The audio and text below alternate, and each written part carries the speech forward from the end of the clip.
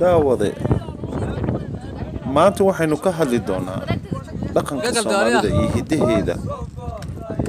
ciyaartan aad arkaysaan waxa loo yaqaan heelo ama dadka qaar ay u yaqaanaan jafle. maanta waxaynu ka hadli doonaa ciyaarta dhaqanka ee ay Soomaalidu leedahay isla markaana aadka aan ugu faano.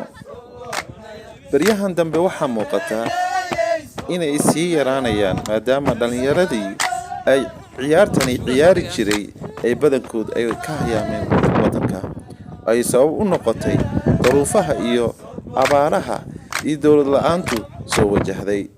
bariyii hore waxaa jiri jiray in hidaha iyo dhaqanku ay lahayd wasaarad isla markaana u xil saarneed inay ururiso isla markaana xafido isla markaana ay keediso xusuusteeda maadaama ay tahay xubinta kaliya ee ummadaasi ay u wakiilatay inay u shaqayso.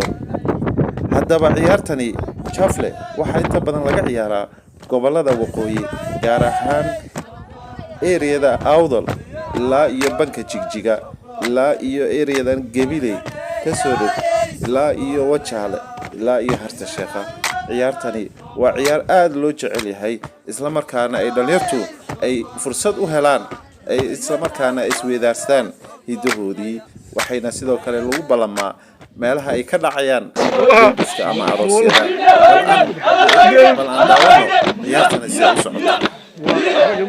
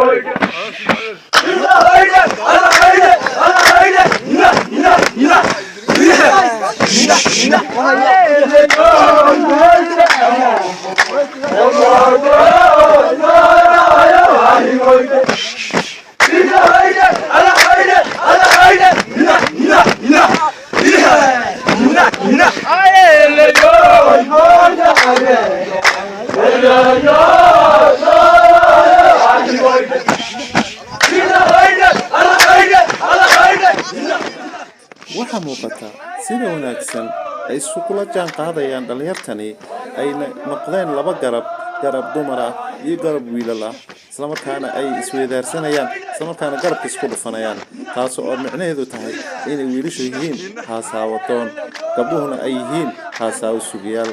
haddaba waqtiyadani markay dhacdo ay dhalinyartu isku yimaadaan halkaasi waxaa bilaamaysa fursad ay isku arkaan wiilka iyo gabadha israba isla markaana haddii ay go'aan qaataan habeenkaasi isla tagaan.